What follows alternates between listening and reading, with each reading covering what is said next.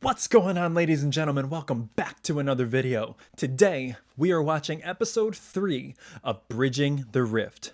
Now, we've already seen so much that's happened with Arcane. We've seen all of the trials and tribulations and even just getting this thing off the ground, even before actually producing it. And there's so much, and I love how this series has cliffhangers, you know? I love how every episode leaves you with a different challenge. And why wouldn't one of the most popular shows on Netflix and one of the most popular games in the world make their behind the scenes like a drama?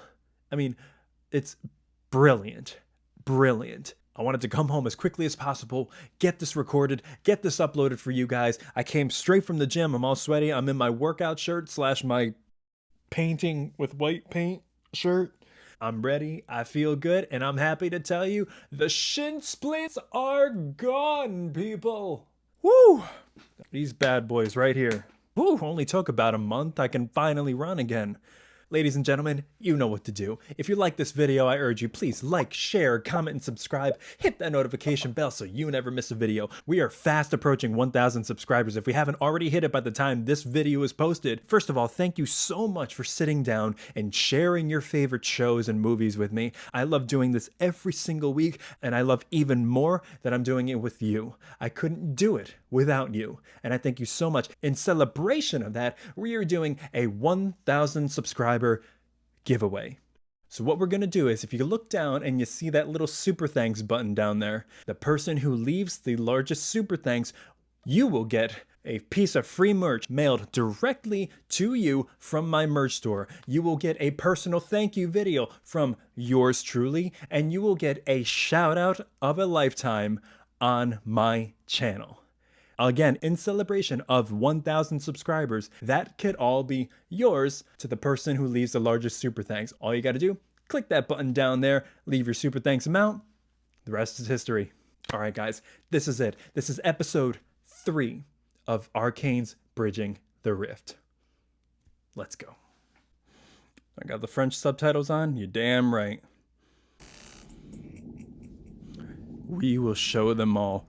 You can find that phrase on one of my shirts.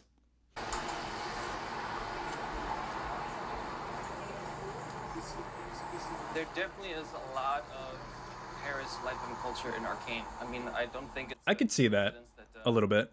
A lot of Piltover looks like Paris. Actually, it really does. Wow. I never even saw that. Oh, that's kind of cool. Too much time. Too much time. I think that's something very much the French kind of spirit. Yeah, so this venue is actually where we had Worlds a few years ago. Oh, damn. Oh, okay, for League of Legends. Studio, so we sent a bunch of people from Fortiche. It was cool. Something really special to finally be able to share that with them.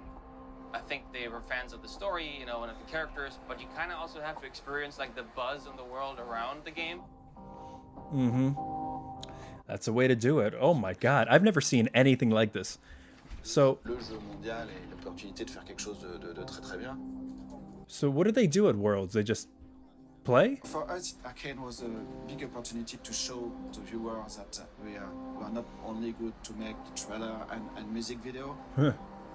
Ça part vraiment d'une intention vraiment de plaisir, de passion, de faire un film, enfin une série, plus que de faire du marketing. Right.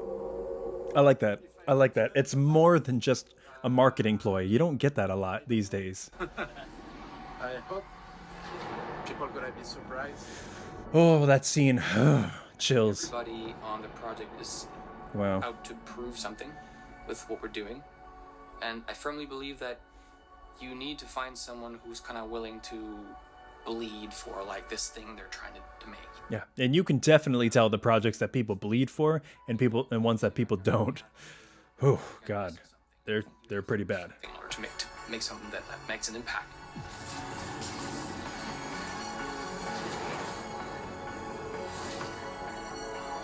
Yeah, adjust my chair.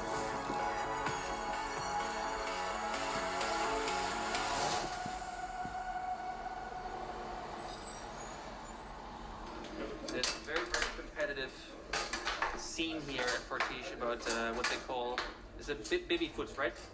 Baby foot? Yes. They call it baby foot. I don't know if I like that. Suspense is killing me.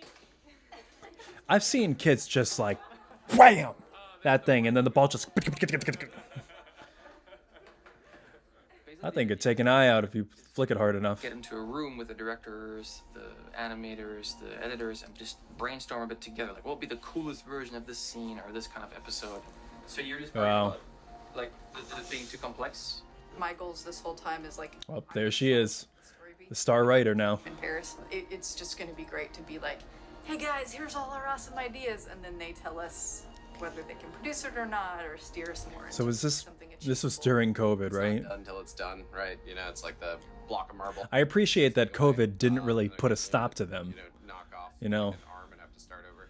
A lot of projects had to take it, had to be moved to the back burner because of it. I'm glad that this wasn't one of them. Worse, you know, because they're just so talented. They always find this really creative spin. Pascal has this amazing eye for character designs, the models, the stylization. God, that looks so cool. Tu vois, je sais pas si on pouvait pas mettre une caméra qui tremble un peu là-dessus. That's cool. Why just the man of shadow? Jérôme, he's the invisible wizard at Fortiche. Today I want to create the lab to experiment new style for the future with Riot. I think when you think about the final look, that painterly look that's integrated into 3D, Yeah. the super subtle, nuanced camera work where everything feels like it's hand. There's so much play with focus. They went like 110% with that. I want some PhD. I feel you, buddy. Who is Arno? He tells Qui us, is you on? know what I want Qui is is a on? psh, what I want is a you know what? And Who is Arno? So this is the Arno model. So Oh, that looks so cool. Give me one of those.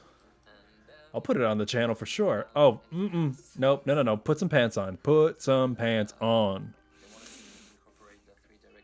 I can't unsee that. Oh, that's cool. When Arnaud has like a Oh, they actually put him in there. That's so cool. That is so cool. I gotta rewatch that now. it tends to be just like that's when the cool shit happens, you know. Love it. And one of my favorite songs. I loved that they added them as kids in there. Uh-huh. So cool. So cool. Thought of on the in the room. But it just added this level of emotion between them. Yeah, it's the growth between the two. Oh, I feel like these characters could be in love now. Eh. The music video, the Imagine Dragons music video was cool too. Really went into a lot more depth of their relationship as kids together. Artistically, it's I don't know how to say that. Yeah, I mean, Masterpiece of yeah. the whole season.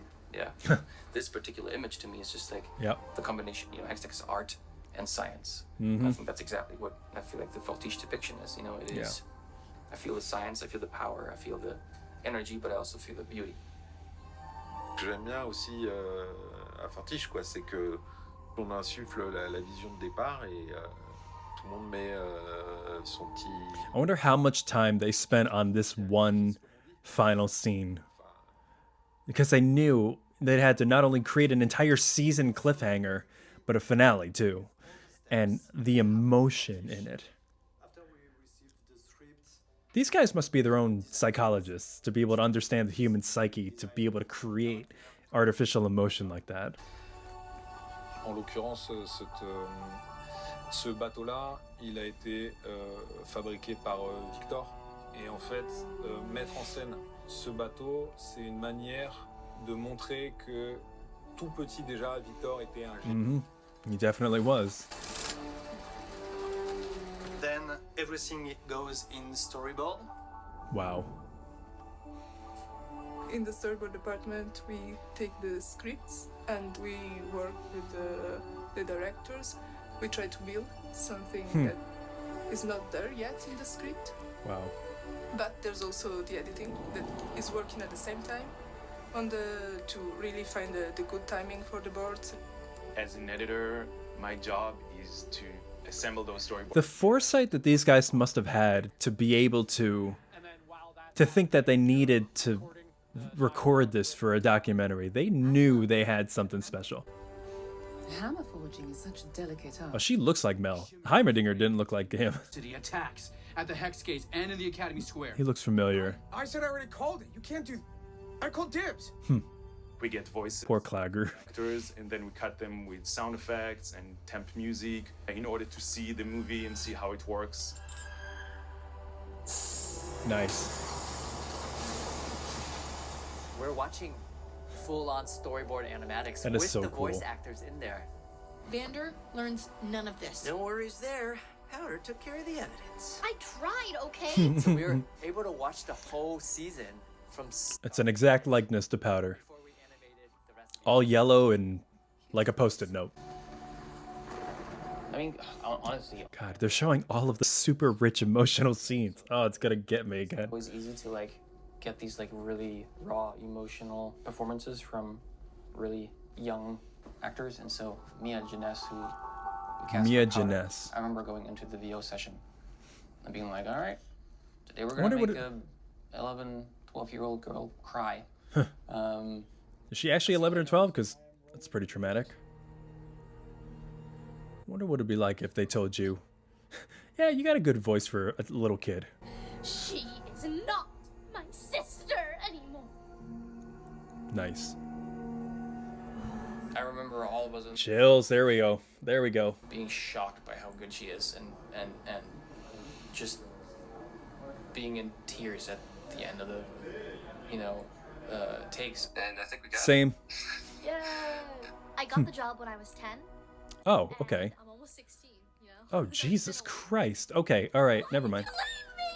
Because you're a jinx! That is a hard job for a 10-year-old to get that exactly. Was hard for me. It's so hard, us as actors, getting into that headspace.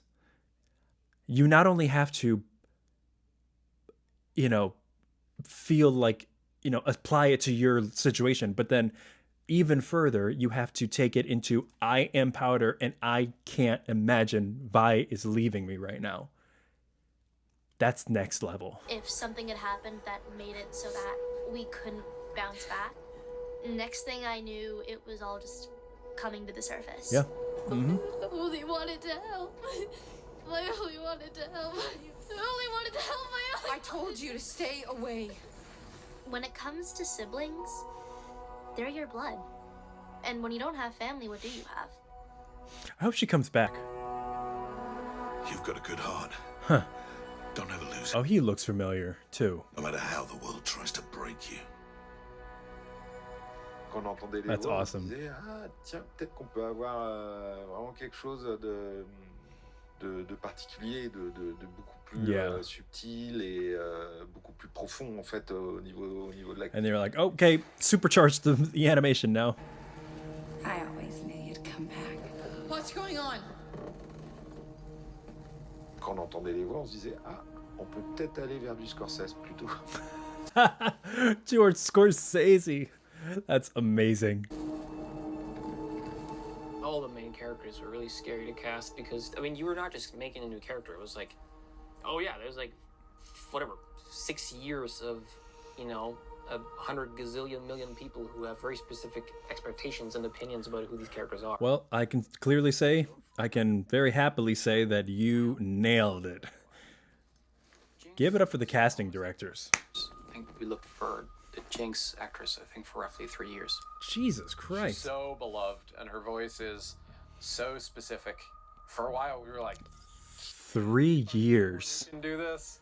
The hard thing was that we had to find someone who can do both the intimate and quiet moments that are just like these really vulnerable acting moments. Mhm. But at the same time, we also needed an actress who can also do the really loud moments that Jinx is really known for. And you typically can find one or the other. I remember we were at a point where it was just, we've been looking for so long, we kind of just went through all of the LA catalog of talent. Mm. Let's just pick one. And I wonder who else auditioned for it's it. just there's like, no, we can't. And at some point, through the help of some casting folks, we found Ella. Ella Purnell. And I mean, it was like the pearly gates just opened. Well, look who it is. The boy savior. So good. Her American accent is so good. With her because of empathy and compassion, you know, on compassionate grounds. Like, yes, she's a terrible person. She's done all these terrible things.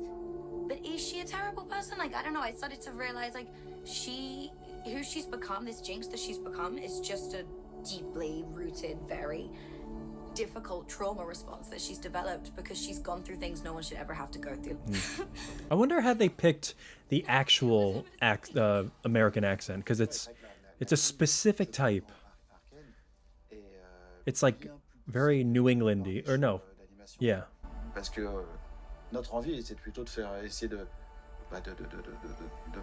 vraiment copier ces acteurs et le casting des fois a influencé même les designs des personnages et leurs attitudes, quoi.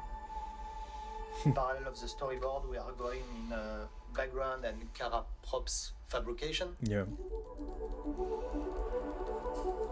Oh wow, look at how they add all that. Like they layer it. It's so cool. Animation, so sometimes it's difficult to know exactly the position of the character.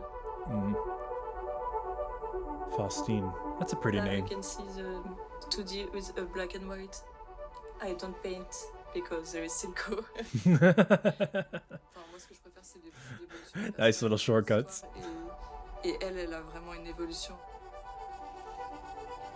Je pense que c'est pour ça que c'est mon personnage préféré. Puis j'aime bien son côté un peu folle. Seeing the stills of it is somehow even more impressive. I don't know how, but it is. So we've got designs, and from there we just put it in 3D. Yeah. We just put it in 3D. Yeah, no big deal. Whatever. We made the Atlas gauntlet, and wow. The most like difficult the part was flaps. There is a lot of tiny parts who work together. So before it gets to the rigging department, we have to be sure it works first.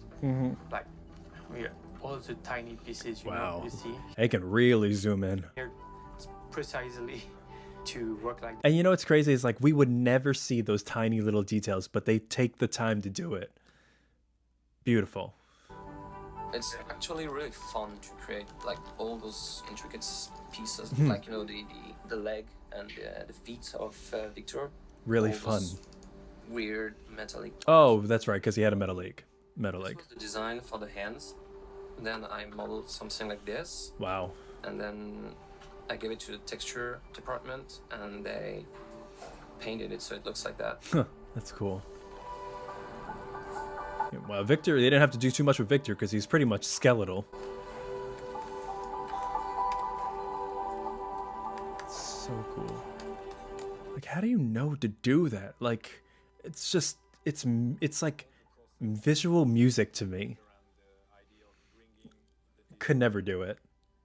Kudos to you who can.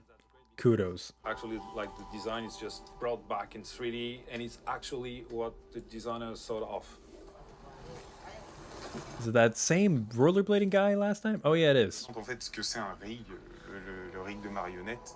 We got some of those here in the city. C'est vraiment des joints, des os fictifs qu'on met en place. Donc c'est des points de pivot qu'on peut faire tourner avec des mains. I don't think anybody can do that with their leg. Hear that? Qui est tellement forte et ils vont trouver, je sais pas, 3-4 idées pour rajouter de la vie au personnage. I'm trying to see if I can pick up any of the French on my own. At layout stage, and they start, to do the staging and the camera movement. On essaie de traduire le storyboard en 3D. Wow, what is that? De transmettre en fait des émotions juste avec une caméra, avec les mouvements de caméra, avec la focale qu'on va choisir. Focal length. De trouver des jolis cadrages. So cool. Et de trouver le rythme aussi. So they did it all at different angles and then just picked the one that worked. Wow. And then it goes to animation.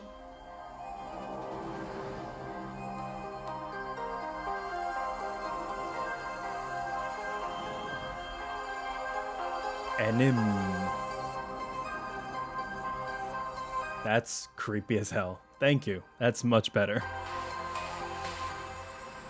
That plein de mouise avant, il va partir. Il part et puis sur le départ, en fait, il se fait tomber. T'as pas besoin d'avoir une grande distance, mais juste sentir. You should go in a dictionary, like. That's gotta be such a fun environment. And we're like, no, no, no, she jumps like this. And people are just flailing around, making faces at each other the whole day. That's gotta be so fun. And us, we are like the puppet master, the puppeteer. Kind of are. Except you're creating the puppets. You're like your own little Geppettos.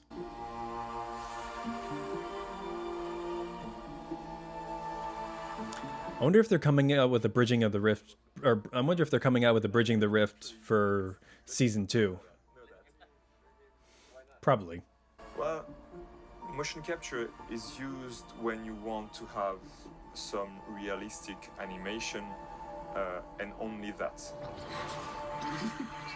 Oh. Oh, I want to see them animate that. That was such an awesome few seconds with her little face of, you know, innocence to sinisterness. Sinisterness? Is that a word? I don't know. Believable animation. Yeah. And also it's about like the style of the show. It's semi-realistic, but it's not fully realistic.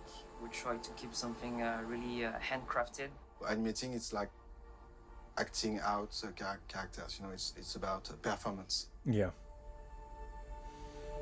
When I saw the style of Arcane, it was something like I want to try this kind of animation because it's really different from the cartoonish style I used to be in. And after working for so long in the industry, I wanted to challenge myself. Yeah. Yeah, why not? I mean, you can only do the same thing so many times. Character I'd love to see when I was a kid. Echo?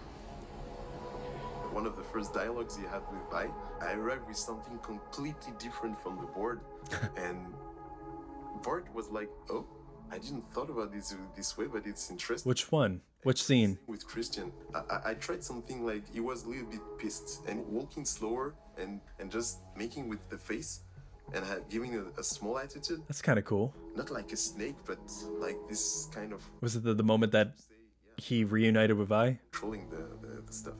So remember, like a shot like that, the animator, when he was assigned the shots, he would shoot himself in order to get some references, and that what gives us the realistic. What are you doing, buddy? I'm Jinx. No, you're not. Work a lot with references. We go in the reference room. We shot ourselves. We try to pretend and. You got to be an actor to be an animator. Why aren't you playing with the others? Why aren't you playing with the others? To just see exactly how the facial features move and coordinate with each other. Sometimes like you got a shot to do and you got an idea in your head and you can probably like just go straight into the computer and do your stuff, and it's probably a little bit nerve-wracking of have like much you judge your own body. Accident that you do that can be really interesting. You're like, oh, if you turn this way, it shows off some like, you know, curvature of your face, of your jawline. If you turn this way, your fat rolls all show up. I say no to such an auspicious offer.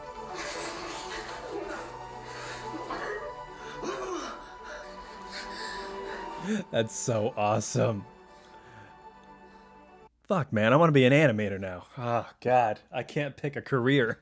Well, you have to. When you see 1 second of an episode, like an animator spent a day on it. So if you work on an expression, on a feeling, on a shot that lasts for 1 second. I'm sorry, that made me laugh a little bit, like crying over his duffel bag. Reproduce it. It's not rare to have like you go around. I want to see the guy. I want to see somebody do that in the reference room. Yeah.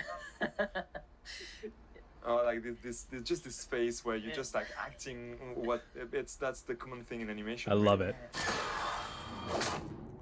Ooh, oh, I remember that. That was so cool. Part of this sequence particularly, like there is a lot of crazy sequence, but this one was the one for me. Yeah, and when I heard that I was working on it, I was like... I wonder how they assign who's doing which scene. I'm assuming each animator has their own specialty, but I really want to know like how they assign them out. I had the opportunity to work with my son to make the movement of Echo Young. That's so cool. 9 years old, almost 10. I bet his son will love and appreciate that when he's older. In slow motion. Yeah, it was so cool to share that with him. That's so awesome. A moment, father and son, and I hope you remember all his life. That is, I want to do that with my kids in some way. I want to work with them in some artistic form. Leave a story down below in the comments if you've ever worked with your child on something. For now, it's so cool. All right, now I have no idea what that's for. To be tested. For the glitches, we draw them directly on the Animation is a mystery to me. For this one, we're searching for another kind of process. More realistic. 2D effects are very specific at Fortiche because, you know, it's a Fortiche trademark, you know, doing 2D effects on CG animation. Interesting. They're just like traditional animators doing FX frame by frame. Donc ici, on a le pouvoir que Jace crée avec son marteau. And drawing, frame by frame, and layers by layers. That's gotta be so tedious. Sometimes it's very difficult to follow the camera movements, which are very interesting. This kind of shot is really difficult to do because the camera is a little bit hard to follow. I think I worked something like 3 You have to change the lights, you have to follow the light source.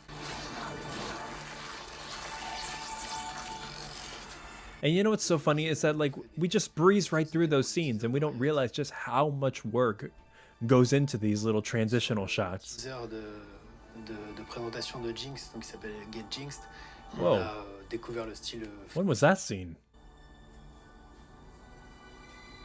Is that Vander smoking his pipe? Feeling all the time when I'm watching something in progress and I'm like, we get to the animation phase and I'm looking at the animation, I'm like, how are you going to make this better? You know, how is this scene going to feel more immersive? You know, how are they going to possibly, you know, level this up? When everything is done, animation, background, simulation, 2D effects, we render it and we composite it.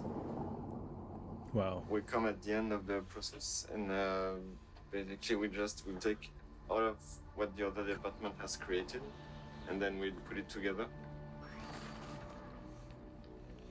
So I'm assuming that they have to, when they have this, I'm assuming they have to cut the music to this, right? The characters to the background. So when we see like because like they put so much work into this, I can't imagine them cutting too much of it. When she is going further, actually, technically, nothing is there. We have to create everything from the background, from what we see in the background. Oh my god, that is so cool. Go from here to here. Oh my god. This is what I love about lighting. It's that light sources are your paint when you're doing stuff like this in filming. Like, you can turn anything into a professional look with just the right light sources. Key light, backlight, all that other stuff. Some of the process I don't even understand. So. You're not alone, buddy. I don't know if I can show you. I signed such a big contract, I don't want to lose my house. The way to light, it's different. It's a special Fortiche way. The French know how to use their light. Aren't they the city of lights? Of course. So simple. It's not magical trick. It's just artists and people who are doing beautiful things. I know you say that, but like it might as well be fucking magic to me, because Magic is everywhere. This might as well be hex tech to me. I mean, I'm in awe as if I were watching Penn and Teller, so.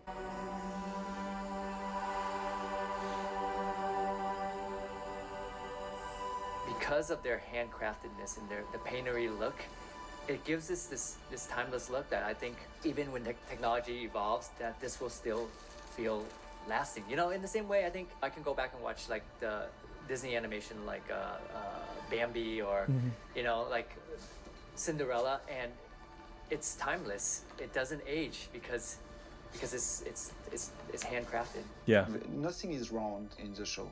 If you have a glass, if you see this glass, it's not round. because a drawing it's not perfect.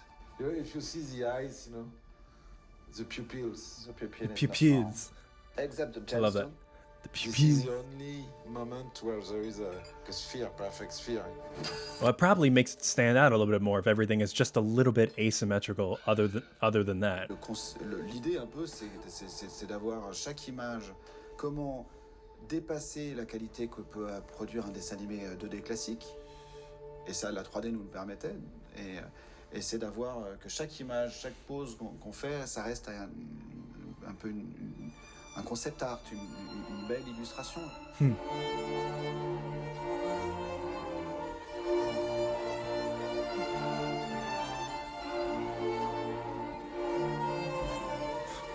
Ooh, now we're getting into my territory. There's just storytelling happening at every phase and every level.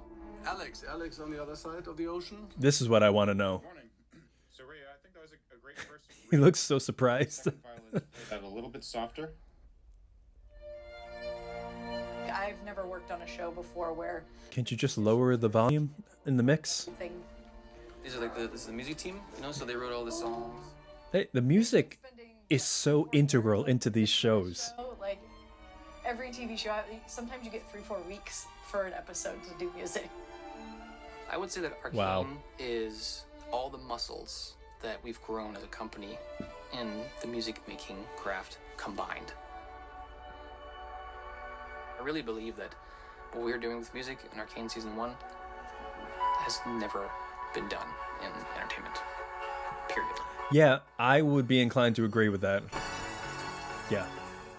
I don't know if people give music enough credit, especially scoring shows, TV, but music is such an important part of a story. It tells you exactly what emotion to feel. It can misguide you. It can manipulate you. Years ago, I was big into film scoring, so much so that I taught classes on it. We would watch famous scenes from Jaws or, you know, Psycho, and then we would watch them with the music and then without the music. And then the impact, the drama just went right down to the ground because you don't have anything creating suspense. You don't have anything telling you exactly how to feel, to be afraid, to be in love, to be angry, to follow a character into battle like the Avengers theme. There's so much involved in it, and the wrong kind of music can just destroy everything that you put on screen visually. The right kind of music, like the Thomas Newmans out there, the Hans Zimmers, the Danny Elfmans, the Alan Silvestris of the world can create just magic. You know, say what you want about the Da Vinci Code, but the score by Hans Zimmer is one of the most beautiful things I've ever heard. And these guys, the music that they wrote for this is so perfect. I can't even describe how perfect it actually is, but it's the fiber that brings this whole thing together. Film scores have such an incredibly difficult task to take what everybody else has created and then make their own work with it. Because sometimes you write the music before you've actually even ever seen a piece of footage, or you write the music after everything has been shot and you've seen it all, which again is equally as difficult. So kudos to them. Kudos to the casting agents for finding all of these amazing voice actors, because voice acting is so hard. Ella Purnell has always had a unique talent and ability, and she pops on screen. But when you reduce that to just the voice, she's just as impactful. And I absolutely love that they found her. And I love that she has this range to tap into a character like this with such depth and emotional layers. When they said it took them 3 years, at first I was a little surprised, and I was like, that seems like a lot. And it is a lot. But it's the necessary amount of time needed to find the right person. And look what happens. They didn't waste those 3 years because they finally found the person that will take their series into TV history. And I could not be more grateful for them for that. I love everything about this. This really pays tribute to the men and women who spend day in and day out using their expert craft that they've spent decades perfecting and applying it to the entertainment that we so love and appreciate. And again, support your artists, because this is what happens when you do. We're all about positive reinforcement on this channel. Support your local artists, find the artist in you, and share it with the world, because God knows we need it now. Thanks so much for watching, guys. If you like this video, I urge you again, please like, share, comment, and subscribe. Hit that notification bell so you never miss a video. Click that super thanks if you want to be part of this giveaway. I couldn't do any of this without you guys. Thank you so, so much. From one artist to another, stay creative, and I'll see you again.